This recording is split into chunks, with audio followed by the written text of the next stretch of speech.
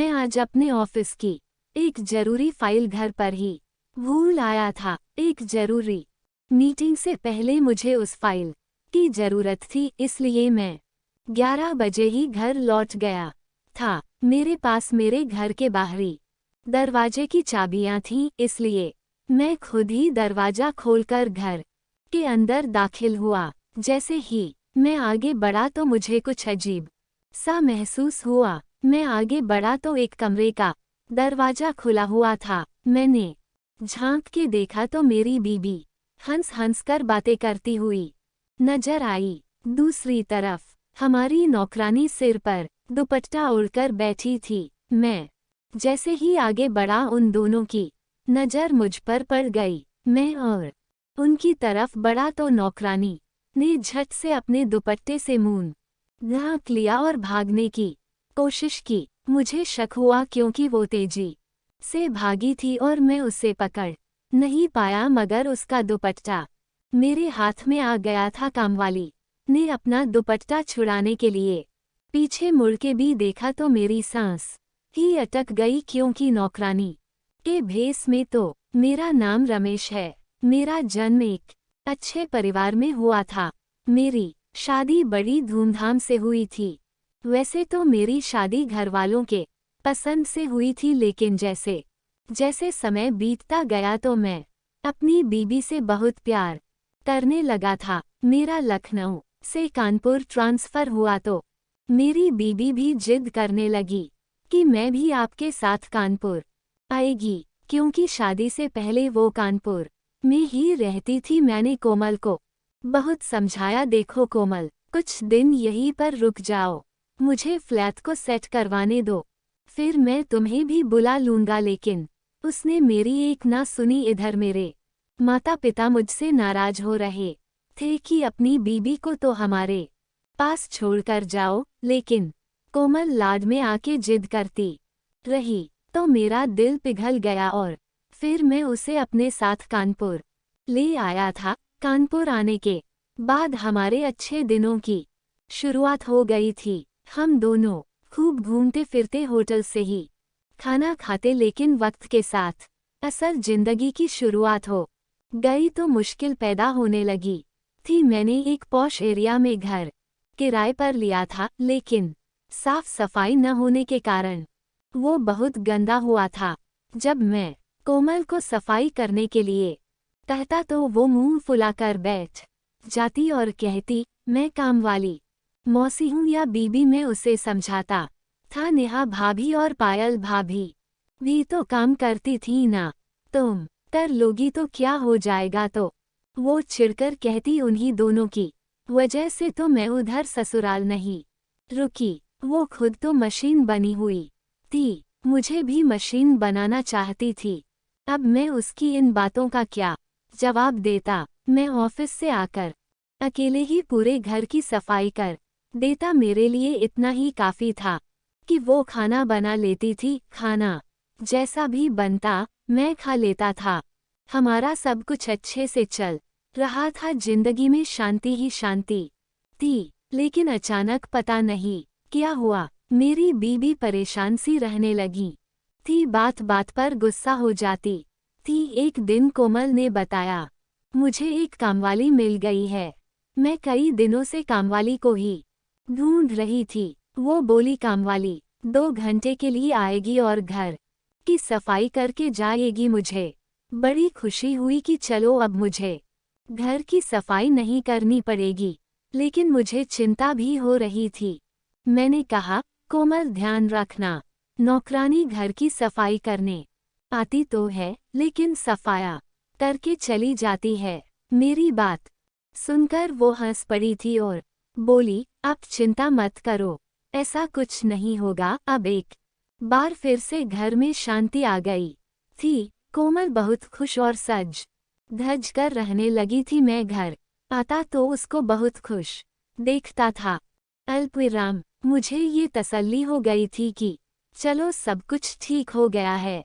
लेकिन एक दिन मैं ऑफिस की एक जरूरी फाइल घर पर भूल गया था। घर जाकर जो देखा उससे तो मेरे होश ही उड़ गए थे। ये सब मेरे लिए असहनीय था। इसलिए मैंने कोमल को एक कमरे में बंद कर दिया था।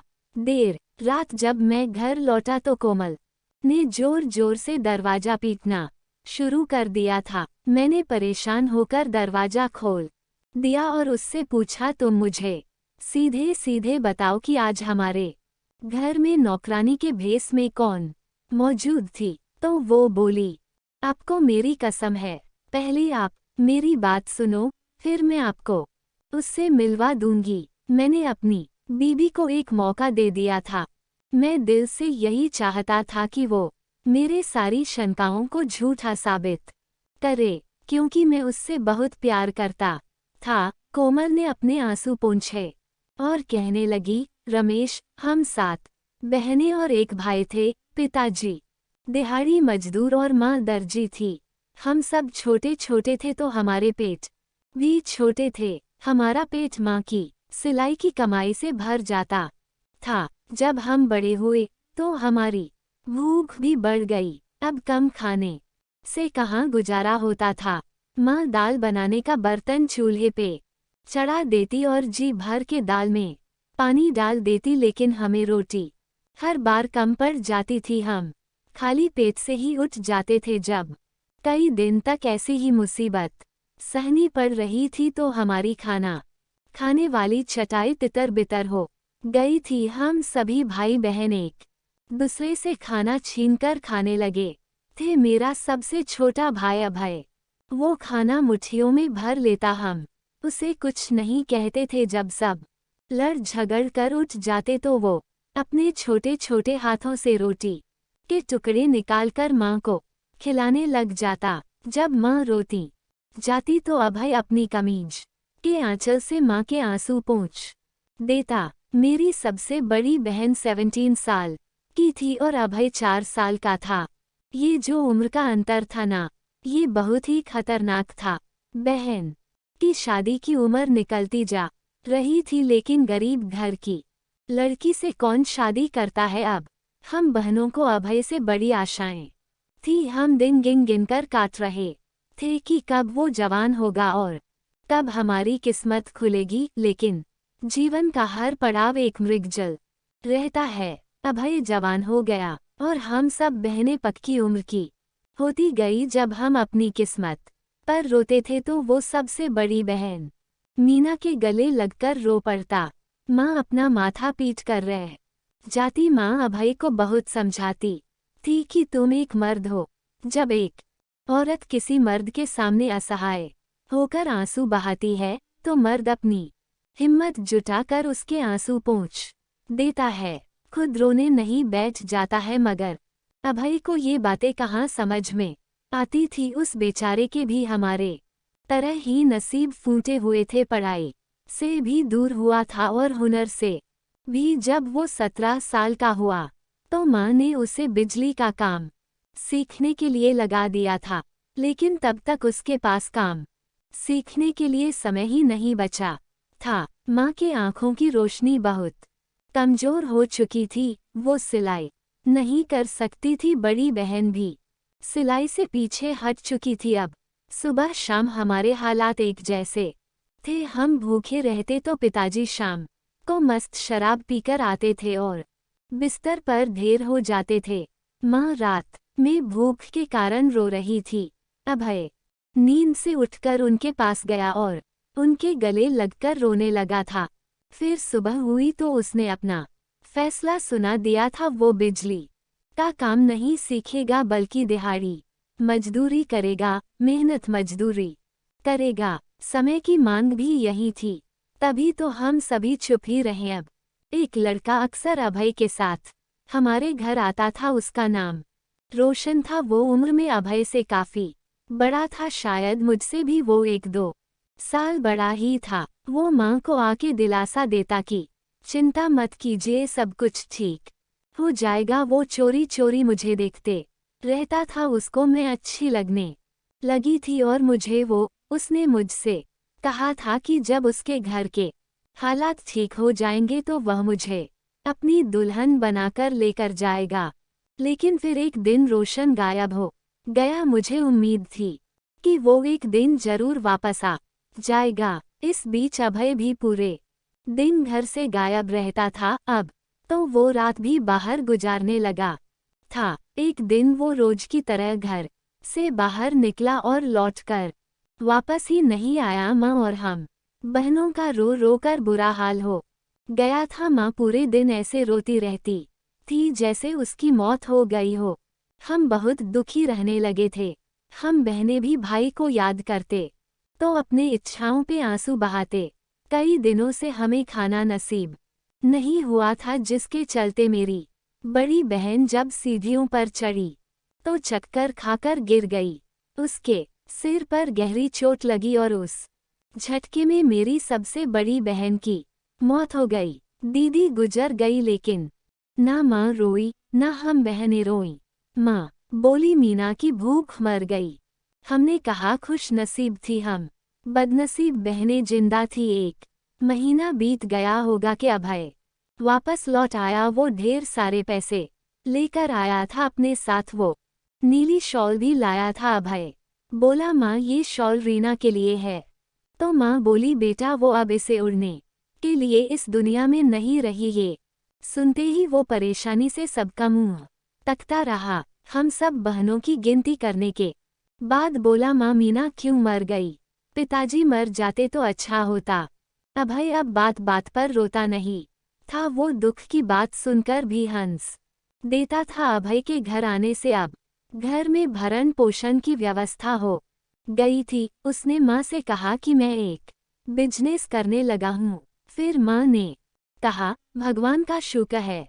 फिर अभय के दिन रात का कोई हिसाब किताब ही नहीं रहा था। वो कभी दिन में निकालता तो कभी रात को, और कभी रात भर बाहर ही रहता, लौटकर ही न आता। हम बहनें पेट भर खाना खाने के बाद अभय को दुआ देती थी। अभय ने माँ से कहा था, माँ जब मैं काम करके बाहर से आता हूँ ना, तब कोई मुझसे बात ना करें। वो घर आता तो मुंह छुपाकर कमरे में चला जाता, और जब आराम करके बाहर आता तो खुश दिखाई देता।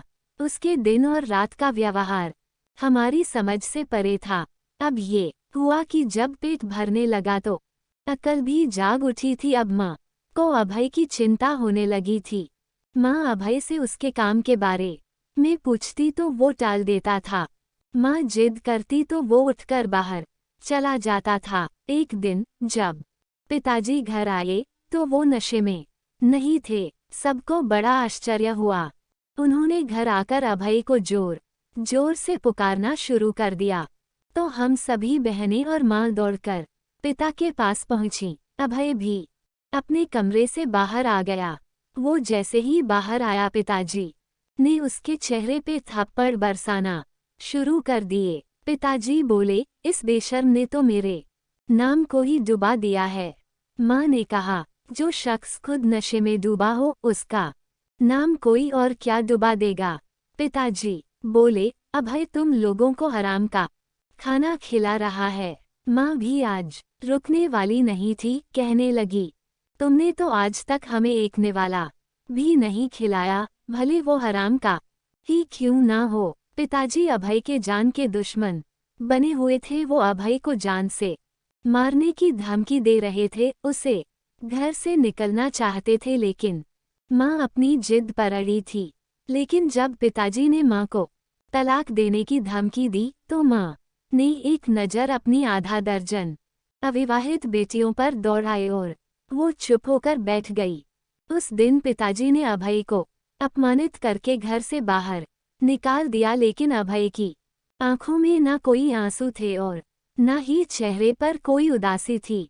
अभय घर छोड़कर चला गया तो माँ ने पिताजी से पूछा, मेरे बेटे का से अपराध क्या था? पिताजी ने माँ को कोई जवाब नहीं दिया और घर से निकल गए। अभय ने घर तो छोड़ दिया था, लेकिन उसने हमसे हाथ नहीं खींचा। तो मेरी मुलाकात अभय के दोस्त रोशन से हुई। वो अभय के लिए बहुत चिंतित था। उसने हाथ जोड़कर मुझे विनती की कि मैं अभय से मिल लूं, वरना वो अपनी जिंदगी से हाथ धो बैठेगा। रमेश, आप प्लीज मुझे अभय के पास ले चले। मैं कोमल की बातों से चकरा हुआ था। जब उसने हाथ जोड़कर मुझे विनती की थी। मैंने माथे पर बल डालते हुए कहा, मुझे सिर्फ तुम्हें इतना पूछना था कि आज जो कामवाली मौसी मेरे घर पर आई थी उसकी हकीकत क्या है। तो वो बोली, मैं आपको सब कुछ सच सच बता दूंगी, लेकिन मुझे डर है कि असलियत जानने के बाद आप मुझे तलाक दे देंगे। पर इससे पहले बस आप मेरे साथ मिलके अभय को ढूंढ ले, फिर आप जैसा कहेंगे मैं वैसा करूंगी। मैंने रोशन और अभय के बारे में जानकारी प्राप्त करने के लिए अपने सभी संपर्कों का उपयोग करने की कोशिश की थी, लेकिन जो बातें मुझे पता चल रही थी वो काफी परेशान करने वाली थी। रोशन और अभय को लोग जिस काम के लिए जानते थे, वो अगर कोमल अपने कानों से सुनती तो डूब मरती। मैंने उनकी खोज जारी रखी थी। आखिरकार मैं उनके फ्लैट का पता हासिल करने में कामयाब हो गया था। शाम होते ही जब मैं ऑफिस से घर लौटा तो मैंने कोमल से कहा, कोमल तैयार हो जाओ, आज हम अभय से मिलने जाएंगे। वो मेरी बात सुनकर खुशी से उछल पड़ी थी। उसने तुरंत दुपट्टा सिर पर ओढ़ा और बोली, आप मुझे लेकर चलिए। तो हम दोनों एक पॉश इलाके में एक फ्लैट के सामने खड़े थे। मैंने डोर बेल बजाई तो रोशन ने दरवाजा खोला था। वो मुझे नहीं जानता था, इसलिए बोला, आज कल अभय कोई शो नहीं कर रहा है, आप यहाँ से जा सकते हैं। रोशन का हुलिया औरतों वाला था। तभी मेरे पीछे से कोमल निकलकर सामने आ गई तो रोशन पीछे हट गया। हम अभय के फ्लैट में दाखिल हुए थे। अभय सामने लाउंज में ही बैठा था। उसके सोफे के सामने का टेबल तरह तरह के नशों के सामान से भरा पड़ा था। इस समय भी वो नशे में ही दिख रहा था। कोमल को देखते ही उसने रोशन को इशारा किया था कि ये सब चीजें वो यहाँ से उठा दे। अभय तो अभी अपनी बहन से भी नहीं मिला था। वो बड़े कठोर स्वर में बोला, क्या करने आई हो यहाँ। कोमल अभय को इस हालत में देखकर रो पड़ी थी। तुम्हारी ये हालत कैसे हुई मेरे भाई। अभय रो पड़ा था। वो बोला, क्या क्या सुनोगी, जाने दो, रहने दो, कहाँ से शुरू करूँगा और कहाँ पर ख़त्म। क्या तुम ये सुनने आई हो कि अभय पूरे कानपुर शहर का सबसे मशहूर किन्नर है। अभय की बात सुनकर कोमल तड़प उठी थी। तुम्हें याद है ना कि मीना भूख से मर गई थी। तुम्हें तो याद ही होगा, लेकिन तुम ये नहीं जानती कि तुम्हारा भाई अभय भी भूख से मर गया था। उसके शरीर में एक नई आत्मा पैदा हो गई थी, एक किन्नर की आत्मा। घर में गरीबी थी ना, इसलिए रोशन ने मुझे कहा कि रात में लिपस्टिक लगाकर भीख मांगते हैं। मैंने उसकी बात मान ली, लेकिन उस रात भीख नहीं मिली थी। ताने मिले थे, घटिया सुझाव सुनने को मिले थे। मेरी अंतरात्मा तो उसी रात को बर्बाद हो गई थी। अब मैं और रोशन रात को मेकअप करके भीख मांगते थे। एक रात हमको किन्नरों के गुरुओं ने अगवा कर लिया था। उन्होंने कई दिनों तक हमें भूखा रखते हुए मारा भी था। वो गुस्से में था कि हमने क्यों उनकी सीमाओं का उल्लंघन किया है। हम पुरुष होकर भी क्यों तीसरे जीन के हक को लूट रहे हैं। भला ये क्या बात हुई कोमल, भीख मांगना भी किसी का हक होता है क्या। हम दोनों ने उनके गुरु को अपने हालत बताए ना तो उसका दिल नर्म पड़ गया था। उसने 1 महीने बाद हमें पैसे वगैरह देकर भेज दिया था। लेकिन जब मैं घर आया तो मेरी बहन मीना घर पर नहीं थी। मैं टूट गया था, लेकिन मैं सोचता था कि कहीं तुम 6 जन भी भूख से मर ना जाओ। इसलिए मैं रोज रात को चेहरे पर मेकअप लगाकर भीख मांगता था। मुझे अच्छे पैसे मिलने लगे थे तो घर के हालात भी सुधरने लगे थे। लेकिन हमेशा हराम की पीने वाले मेरे पिताजी को मेरी कमाई हराम कैसे लग गई। उसे किसी ने बताया था कि मैं किन्नर बनकर सड़क पर भीख मांगता हूँ। उसने मुझे घर से निकाल दिया था तो मैं जिद पे आ गया और वापस उस गुरु के पास चला गया जिसने मुझे अगवा कराया था। मैंने उसे कहा था, गुरु मुझे अपने साथ मिला लें। वो हंसने लगा था। उसके शब्द आज भी मुझे याद है। वो बोल रहा था कि अगर तुमने नाचना और गाना सीख लिया तो तुम बहुत आगे जाएगा, क्योंकि तुझमें नजाकत भी बहुत है। मैंने फिर सब कुछ सीख लिया, अदाएं, नाच गाना। मैं अपने शराबी बाप के हाथों मजबूर होके मर्द से किन्ना बन गया था। पूरे शहर में मेरे नाम का डंका बजने लगा था। लोग मुझे दूर दूर से अपने शादी ब्याह के समारोहों में बुलाते थे। मैं जाता और डांस करके खूब पैसे कमाता था। फिर वो पैसे अपने सामने रख देता और नशे में धुत होकर अपने आप को मारता पीटता, खुद को गालियां देता कि मैं कैसा मर्द हूँ। हालात से तंग आकर किन्ना बन गया। फिर वो सारे पैसे आप लोगों को भेज देता था। जिस दिन आप में से किसी एक बहन की शादी होती थी तो मैं सारे कार्यक्रम रद्द करके लड़कों जैसे कपड़े पहन के बहुत खुश हो जाता था कि तुम बहनों के सिर पर हाथ रखकर तुम्हें भी विदा कर दूं। लेकिन फिर सोचता कि अगर वहां किसी बाराती ने मुझे पहचान लिया तो क्या होगा। बस यही सोचकर फिर से रोने लगता था। फिर एक एक करके तुम सब बहनों की शादियां हो गई तो पिताजी और अधिक बेफिक्र हो गए थे। मुझे तो पता भी नहीं था कि माँ मेरे पैसों में से उस बेफिक्र इंसान को भी पैसे देती होगी। लेकिन क्या तुम्हें मालूम है कोमल, जब मैं एक समारोह में मंच पर परफॉर्म कर रहा था तो मेरी नज़र किस पर पड़ी? उस शख्स पर जिसे हम अपना बाप कहते हैं। वो नशे में धुत था। मेरे मेकअप के पीछे छिपे मेरे चेहरे को पहचान नहीं पाया था। पिताजी मेरी एक एक ठुमके पर पैसों की बरसात कर रहे थे। मैंने वो फंक्शन पूरा करने के बाद अपने पिता के कान में जाकर कहा, पिताजी मैं तुम्हारा अभय हूँ। क्या मैं सबको बता दूं कि तुमने जन्म दिया है मुझे?